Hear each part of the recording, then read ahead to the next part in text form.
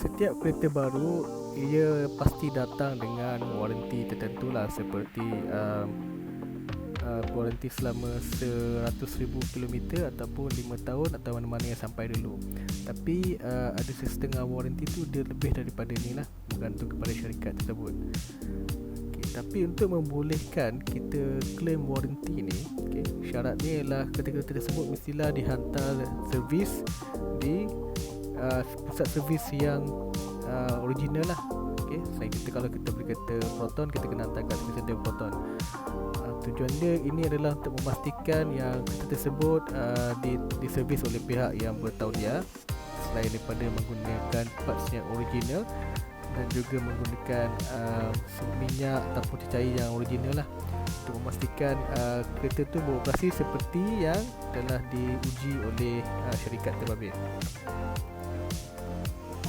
Maka disebabkan syarat ini, ianya menjadikan sesetengah servis center itu tamak. Okey, tapi kita kena faham sebenarnya isu ni dia tak ada berkaitan dengan syarikat, dia berkaitan dengan servis center tersebut. Sebab servis center sekarang ni lebih kepada third party ataupun franchise, which mean kalau korang ada duit, korang bolehlah mohon franchise untuk buka servis center menggunakan nama syarikat tersebut. Segala charge yang dikenakan oleh service center sebenarnya ada guideline dia, tetapi guideline tersebut lebih kepada minimum requirement. So kalau service center nak charge lebih, terpulang, asalkan dia still menggunakan part ori. Okay, nampak macam tak ada masalah kat situ, betul tak? Tapi sebenarnya ada beberapa benda yang korang perlu faham lah. Okey, ini adalah apa yang selalu berlaku. So katalah bila korang beli kereta baru dan syarat untuk servis dah sampai, contohnya katalah 1000 km pertama kan. So korang pun pergi ke service center. So bila korang sampai tu, biasanya service center ni dia memang akan minta lah buku servis manual. Okay, semua kereta baru mesti ada buku manual ni, dan setiap kali kita nak servis memang buku manual ni akan diberi. Okay, di sini pentingnya buku manual ni kan, dia bukan setakat buku saja, dia sebenarnya adalah panduan untuk menyelamatkan korang daripada sebenarnya kena tipu dengan servis center yang tamak. Okay, so pihak servis center akan ambil buku manual korang tu, dan kemudian akan hantar satu dia punya service advisor lah. So service advisor ni akan pergi check kereta korang, macam check condition, ambil mileage, check bonnet apa semua kan. Dan lepas tu korang akan kembali semula ke meja ataupun ke receptionist. Lepas tu diorang akan kod harga. Okey, bila diorang kod harga ni, korang pernah terfikir tak kenapa mahal sangat kan? Macam takkanlah kereta ni mahal sangat kan? Walaupun kita tahu memang part ori ni memang mahal daripada biasa, tapi kadang setengah harga tu memang tak masuk akal. Benda ni kita boleh nampak lah biasanya dekat Facebook ke ataupun dekat mana-mana grup kereta kan. Okey, biasanya bila korang pergi service center, dia memang akan terus kod korang dengan harga minyak fully sintetik. Padahal sebenarnya kereta korang tak perlukan minyak fully sintetik kan. So perbezaan yang paling ketara kat sini, minyak fully sintetik biasanya nak dekat 200 lah ataupun 150 lebih macam tu. Sedangkan minyak semi biasanya dalam 110 ataupun bawah 100 pun ada kan. Tapi sekarang ni kereta korang tu sebenarnya tak perlukan pun minyak fully sintetik, tapi memang ada saja kod siap. So macam mana korang nak tahu kereta korang ni sebenarnya perlukan ke tak minyak fully sintetik ni? Okay, simple je. Sebab tu apa-apa hal, untuk kita hantar kereta ke service center yang original ni, buku servis manual tu memang kita kena refer selalu lah. Okay, kat situ biasanya dia memang akan tulis spek minyak. Dan korang jangan terkejut lah kalau korang tengok kat belakang kereta-kereta yang kita katakan yang biasa, yang bawah 100,000 ni, memang dia tak perlukan minyak fully pun. Biasanya dia akan tulis berapa grade dekat situ, dengan dia akan tulis semi. Itu recommend, which mean korang boleh minta tukar minyak tu, korang tak perlu pun, unless korang memang banyak duit dan saja nak rasa minyak fully, no problem lah. Tapi untuk orang yang tak ada duit, yang perlu jimatkan duit, sebenarnya kita boleh minta, kita berhak, kita tak perlu ikut cakap diorang mesti akan cakap minyak fully ni bagus lah apa, tapi sebenarnya kita tak perlu kan. Buat apa kita bayar lebih benda yang kita perlukan? Sebab performance kita tu pun memang tak perlu pun minyak fully.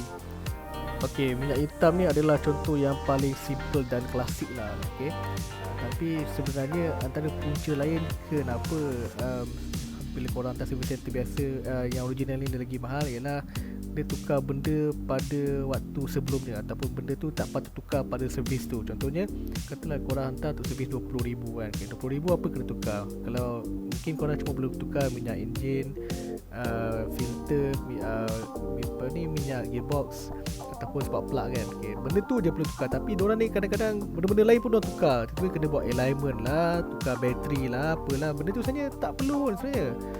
Okay, tapi diorang memang akan sengaja cuba charge to the max. Ini adalah memang taktik biasa service center lah. So macam mana korang nak tahu apa yang patut ditukar pada setiap kali servis? Contohnya servis RM10,000 apa nak tukar, servis RM20,000 apa nak tukar. Ok, simple saja. Macam biasa korang kena refer servis manual tu lah. Sebab dalam tu dah memang lengkap. Dia dah beritahu pada servis RM1,000 tak tukar apa, servis RM5,000 tukar apa, servis RM20,000 tukar apa. Memang dah ada list dalam tu. So sebenarnya sebagai consumer, korang memang berhak cakap dekat service center tu, saya nak tukar apa yang direkomendkan dalam buku ni saja. Katalah saya nak servis RM30,000, saya nak tukar barang 1, barang 2, barang 3, barang 4. Daripada ni saya tak nak. Okay, ni memang antara benda yang selalu orang tak tahulah. Dan selalu memang kalau kita tengok orang-orang yang komplain harga barang service center mahal ni, memang kita tengok pun benda yang tak ada kaitan pun dia tukar juga kan. Di sini penting lah untuk korang tahu hak korang. Ini adalah pengalaman saya sendirilah. Okay, saya pernah hantar kereta baru servis pada RM30,000. Okay, masa saya hantar tu, lepas SA tengok kereta dan pergi balik ke receptionist, harga jangan ikut ke saya sampai RM600 lebih. Ia pun macam sama sangat ni kan. Terus sebabkan saya memang tahu benda ni, saya pun refer balik apa yang dia tukar. Memang saya baca satu-satu lah apa dia tukar tu. Memang mengarut. Antaranya kena tukar alignment, dan kena buat alignment balancing, dan kena tukar bateri pun saya tukar. Padahal bateri okey lagi kan. Lepas tu adalah benda lain, dia ada cuci servis terminal bateri lah, tukar servis tu lah, servisnya benda yang tak ada kaitan. Saya cakap ada macam ni lah cik, saya servis RM30,000 ni, saya nak tukar yang dalam ni je. Lepas ni saya tak nak. So bila saya cakap macam tu, muka dia terus menyuk. Tapi peduli apa kan, kita suka kita lah. Yang penting kita follow apa yang direkomendkan. Lepas dah tolak balik mana barang-barang yang saya tak perlukan tu, which means saya suruh dia refer balik service manual tu. So total daripada 640 tu dah jadi sampai 320 je. 300 lebih lah juga save kan. Itu kan dia cakap apa, ada setengah orang 300 ni okey, ada setengah orang 300 ni besar kot value dia kan. Tapi sebenarnya isu kat sini bukan sebab duit lah. Kita cakap tentang hak dan juga tentang keadilan lah. Kenapa diorang perlu tukar benda yang tak perlu kan. Kita tahu lah nak kerja untung, tapi jangan sampai naya orang, dan dia akan memburukkan nama company jugalah. Kereta biasa tapi servis mahal kan, macam mengarut kat situ. Kita bukannya apalah, kesian lah pada orang-orang yang tak tahu tahu pasal kereta kan. Especially macam fresh grad ataupun budak perempuan yang baru bawa kereta first time ke apa kan. So diorang selalulah jadi mangsa kan. Benda yang tak perlu cas, diorang pergi cas. Kesian. Kenapa? Memang tak agak-agak punya mahal kan. Dia tak perlu pun sebenarnya. Okay, walaupun servis center punya harga ni lagi mahal daripada servis bengkel luar, tapi nak tak nak korang terpaksa hantar jugalah untuk claim warranty. Sebab diorang ada track record semua. So katalah besok kereta korang ada problem dan korang memang ada terbukti rekod yang korang hantar ikut time dia, dan korang pun hantar dekat service center, so korang boleh claim warranty tanpa ada masalah lah. Tapi kalau dia track record korang tak pernah hantar service center ni, memang sorry lah, tak ada claim lah, repair sendiri lah kan. Jangan sebabkan nak jimatkan beberapa ratus ataupun beberapa puluh ringgit korang menggadaikan warranty tu.